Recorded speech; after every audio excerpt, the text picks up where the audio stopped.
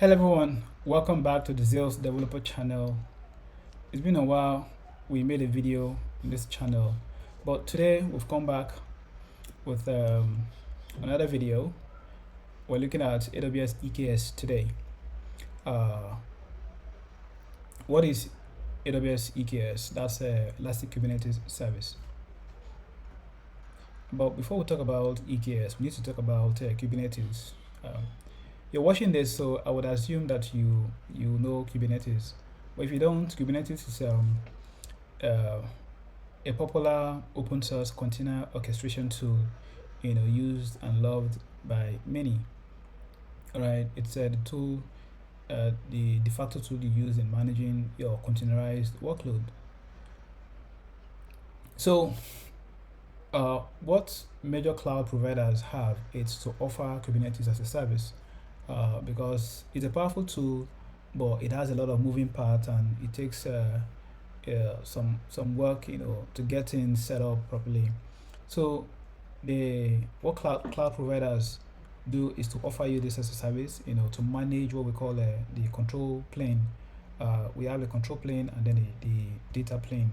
The control plane has a different component, it's more like the brain box, if you will. You have API server, scheduler, etcd, you have a cloud controller, you have controller manager, all of those components working inside the control plane. So this is offered as a service. So the cloud provider takes care of managing the control plane while you manage your workloads. I have an image here I would show you. Okay, good. So this is the control plane. Right, I have these components I've talked about, and then this is the data plane that has your workloads. So AWS has a EKS, all right. Google has a GKE, that's a Google Kubernetes engine, and then Azure has AKS, Azure Kubernetes Service, right. So for EKS, for your worker nodes, you have different options as well. You could decide to provision EC2 instances to run your workloads, for your worker nodes, or you could go the serverless way using Fargate, for your compute. All right, and in your worker nodes, you will have Kubernetes components like kubelet and kubeproxy running in those worker nodes so that it will be able to communicate with the control plane. And this is where you have your pods. A pod will have a node, right? Maybe a node is in this instance now could be a single instance, right? So a node could have a multiple pods running, and a pod could have a one or more containers running, for your application. All right, so let's see how we can create a cluster. We've talked about the components, right? So there are different ways to create a Kubernetes cluster. One way is to use the console. All right, you log into your AWS account and begin to click around to create your cluster. Another option would be to use the AWS CLI, right? Of course, from your terminal. But there's a specific tool, a CLI tool that has been created, to create and manage a Kubernetes cluster, which is a EKS CTL tool, right? It's a powerful tool. With one command, you could do a lot of things, right? We have that, but in this tutorial, I want us to use the console and maybe sometimes the terminal, using the AWS CLI. Let's not use this tool. Let's understand what we're doing. You need to understand what you're doing before you use tools like this, because this is more or less a shortcut tool, right? You run one command and 10 things are done for you. You need to understand those things, right? So go gradually, learn those things, and then when you need to spin up a cluster, quickly, then you can use tools like this. All right, moving on. We're going to be needing some things and have all of this installed. All right, of course, I have an AWS account. I have the CLI configured with a profile. I have a kubectl or kubectl, or which is a CLI tool, for managing Kubernetes. All right, this is a general tool for Kubernetes, right? Be it EKS, be it GK, be it AKS, wherever you have Kubernetes, you can have this tool, to manage your cluster, right, or your workloads. Uh, then I have this tool too, but we're not going to use it. And I have this one now. This Helm, it's more like a package manager for Kubernetes. I have this tool. Maybe we may use this to install something. I don't know. Let's see. But we're not going to use this. We're going to use the console, right? So, how do we what do we need to create? How do we set up the cluster now? First of all, of course, you need to have your networking set up first, right? That's creating your VPC, subnets, route table, route, internet gateway, NAT gateway, because of course you would be expected to run your worker nodes, in a private subnet, and then of course you will need a NAT gateway for your private subnets to work, and security groups as well. So I've gone ahead to set up the networking, right? VPC, and all of this is done for you, so that we don't take too much time in this video. Then the next one we're going to need two major rules, two important rules. One for the cluster, and then one for the node group.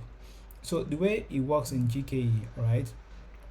Sorry, in EKS, your worker nodes, right, will be created in a group, right?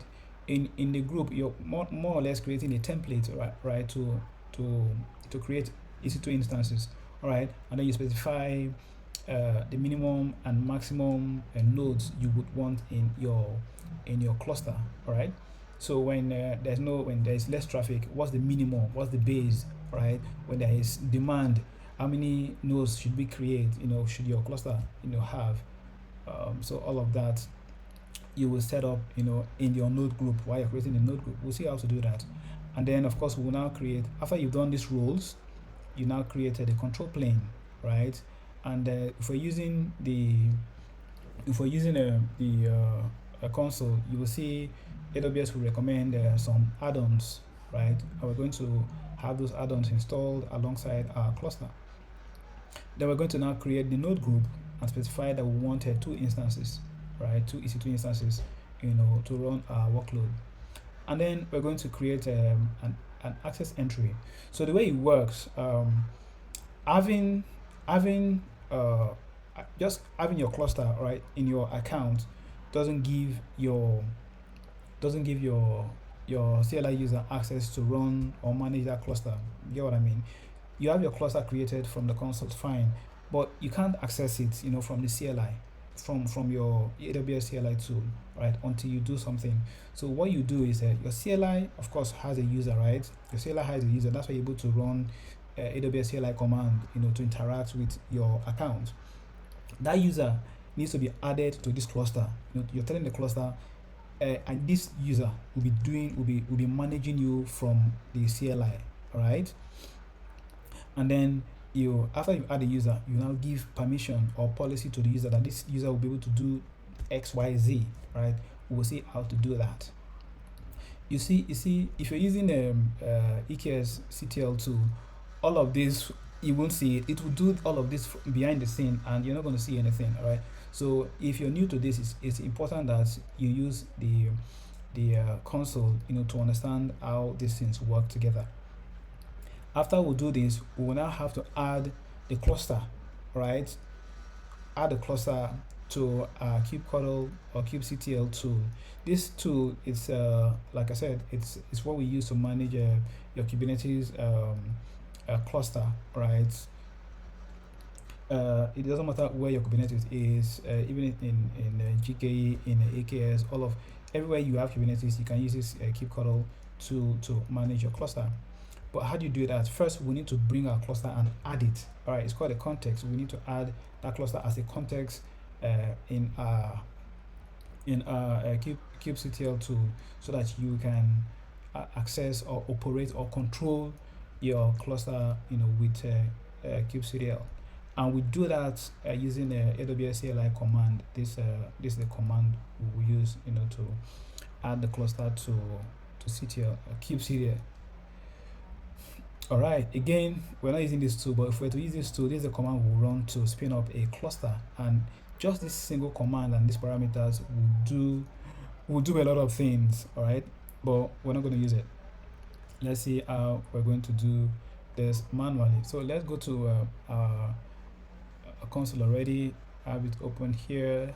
If you come here and search even EKS, all right, you're going to see Elastic Kubernetes Service, all right. So that's where I am. So I'm just going to hit create cluster.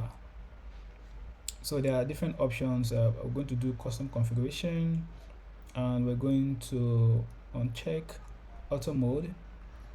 So what do we call our cluster? Call it EKS cluster 07. So this is where you specify the role you've created for your cluster, right? I'm going to add this to in a video description, or leave a GitHub repo with this with this IAM role policy JSON. So this is the version of Kubernetes we're using in this cluster, and I'm going to leave many things as default as they are. Allow cluster administrator access, yes. If you don't do this, AWS CLI user cannot do anything to this cluster. I'm going to leave all of this, come to next. This is where we specify the VPC we're running this cluster in. So again, I told you I've created a VPC called the EKS VPC, and first up there is to public to private. I'm going to select all of them, right?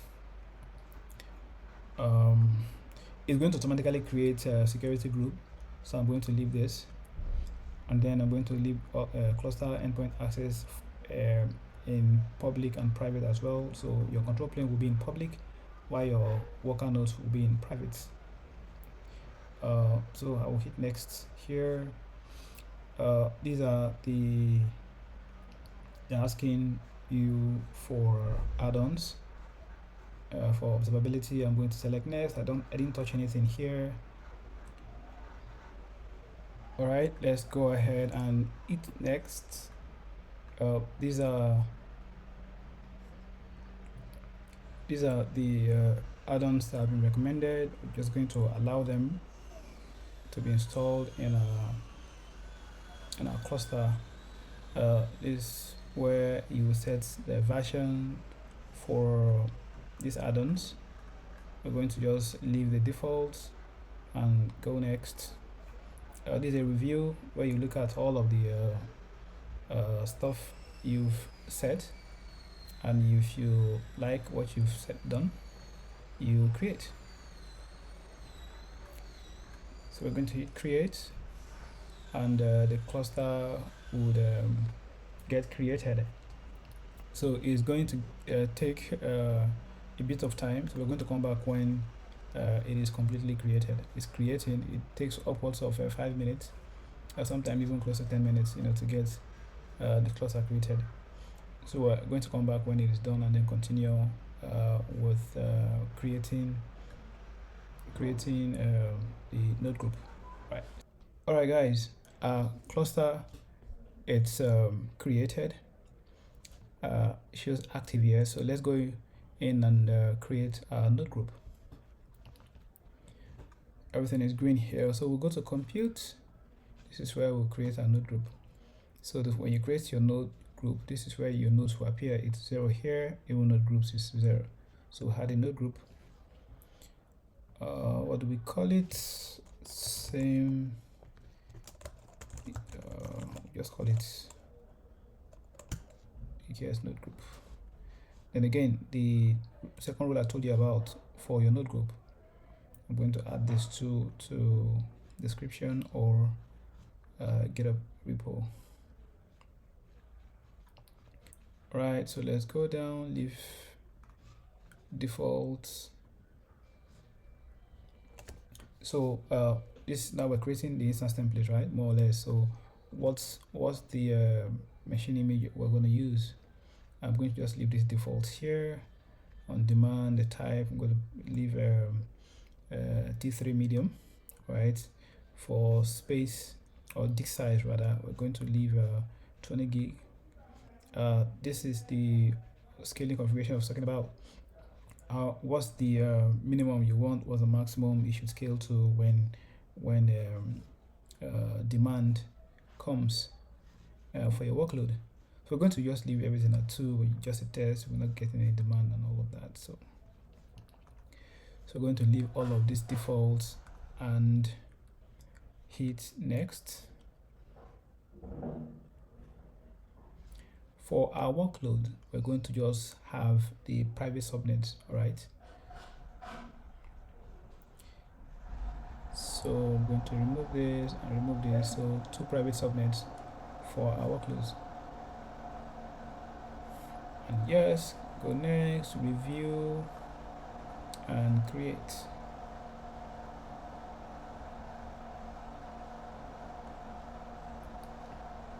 This is going to take a little bit of time, so we'll come back when this is done.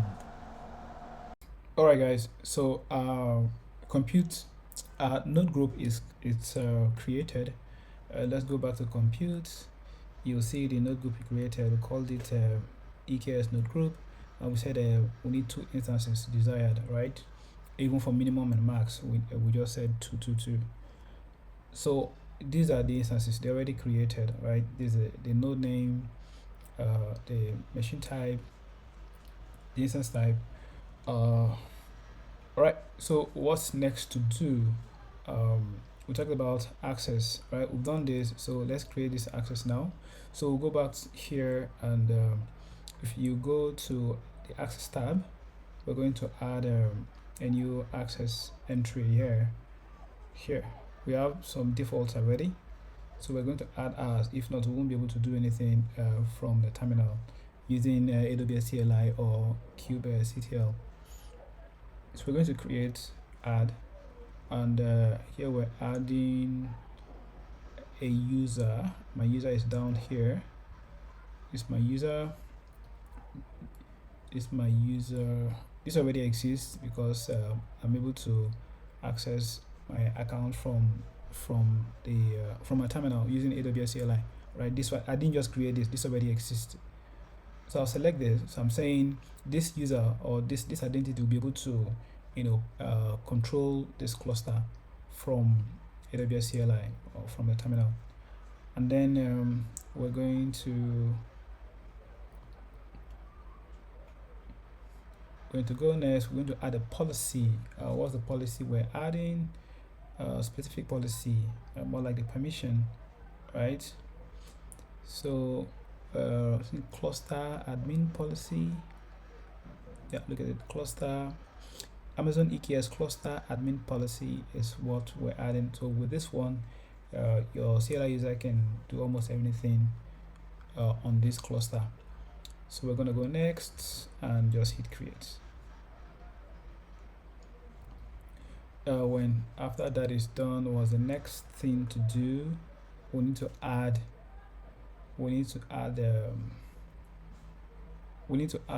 the cluster as a context, like we talked about, right? So just grab the cluster name. Remember the cluster name? Yeah, this. It's just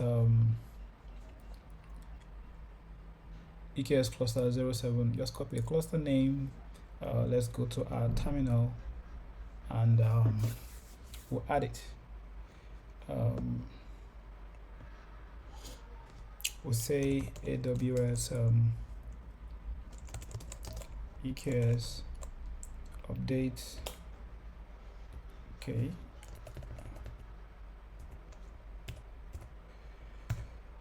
All right. So we're passing the cluster name, we're passing region, and then my profile, because I have other profiles here. So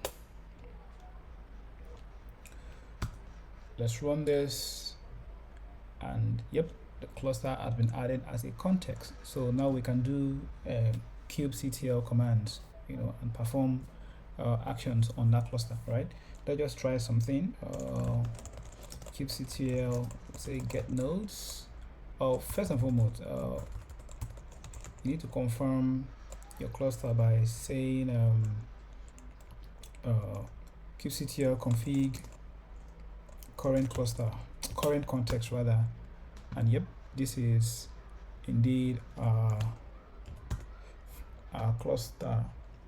All right, so we can do kubectl whatever get nodes. You will see those two nodes hopefully. Yep, they are right here. Now we can run pod. All right, so in this very directory folder where I have a deployment node and a deployment manifest and a service manifest. So in Kubernetes, deployment, it's an object you use to manage your pods, right? You use to manage life cycle of a pod. So in there you specify the image, the number of replicas that you would need in number of pods. All right, that's number of replicas you will need, and some other settings. So it manages the life cycle of your pods, right? So have a deployment manifest already. Let's just look at it here. It's a simple NGINX deployment manifest. If you know Kubernetes, you are familiar with a manifest like this. What's important here is this container image. It's just NGINX running on port 80, and these are just labels. We're saying 2 replicas, and we're giving it this label, right? So we're going to run this, right? So to run this, we're just going to say kubectl apply -f, that's the file, and then we're going to run this guy here. This, right? So let's run it and get our deployment created, and we can look at it when it is done. It says created, right? What do we call it? Look at the name of the deployment, right? In your metadata section, you have the name. So let's use this name to grab it and then maybe open it up. So it's already created, all right? But let's move ahead. The next, now your pods are running, right? How do we confirm that? Let's look at it really. We get deployment, then the name of the deployment, all right? If I do this, yep, this is deployment ready. So these are like your replicas, so 2 of 2. So the 2 that you specified are running, right? If none is running, we'll have seen 0 of 2 or 1 of 2. So both of them are up to date. They started, see how old they've been, just 42 seconds, right? So our pods are running. You could, investigate further, go into the deployments and see your pods. But let's move ahead. Now NGINX container is running, right? But how do we access it? How do we access that app? So we need to run a service. So service is another of Kubernetes object. What it does is to expose your pods, all right? Expose your pods so they can be accessed, from a single IP, all right? Because pods are ephemeral. A pod can die, all right? As it is now, if anything happens and one of these replica, because there are 2 pods running, anything can happen, and one of these pods may be unhealthy. As soon as that happens, this deployment, that's why it manages lifecycle. This deployment automatically runs a provisions on another pod, to make sure we have the 2 desired replicas, active, running at all time, or ready, right, at all time. So, but when that happens now, that pod that died has disappear with this IP. If you're using the IP to access it, that's why we need service. So a service can point to the pods, or in this case now can point to the deployment, and we always give you, so you can always access it no matter which how many pods have died and how many pods are alive. Provided a pod is running, you can have a single access point to your pod, all right, from a service. And we have different types of service. We have a cluster IP service, we have a node pod service, and we have a load balancer service. So I've already written a manifest for a service as well. Let's clear this. Let's cut service and see the simple manifest. Of course, the kind is service metadata, just the name, NGINX service. Is a node pod type service. This is a selector. This is how it selects the pods, and then it's targeting the pods are running in port 80, and this service we're going to run in port 8000, right? So we're going to run this as well, just the way we ran the deployment, by doing a kubectl apply. Let's just go up, and then here we'll do service, -f service. So let's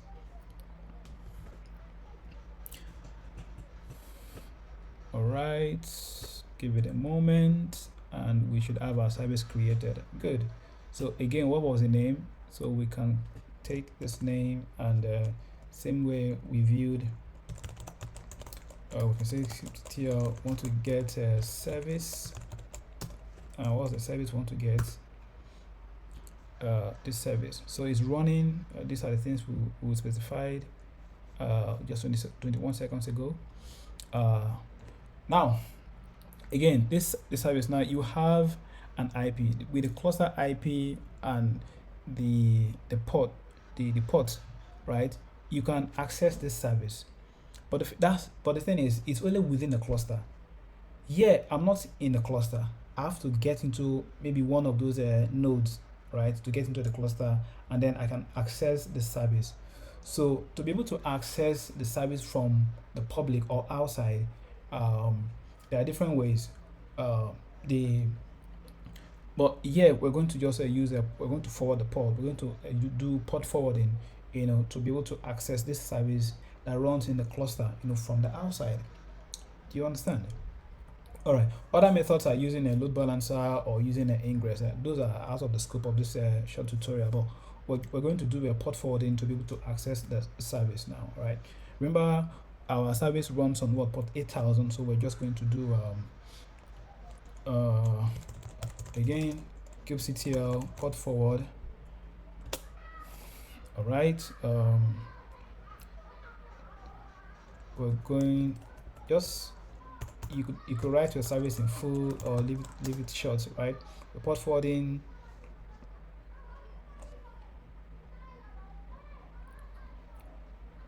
this service, and then of course it runs on port 8000, not 3000, and then we can do this so that you can access it, with a local host or with the local host IP address, which is 127.0.0.1, right? So let's do this, and then we'll see if we can access our NGINX application running in our cluster. What did they say is the problem?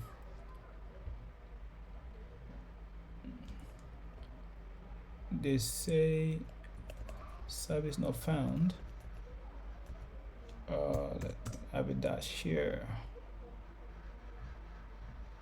All right, / here rather.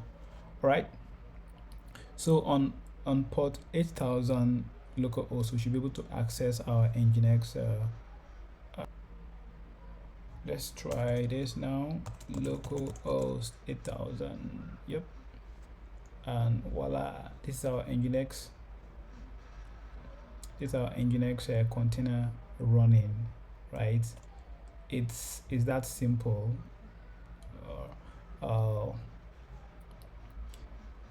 So that's how you run container workloads. This is a 3-part series.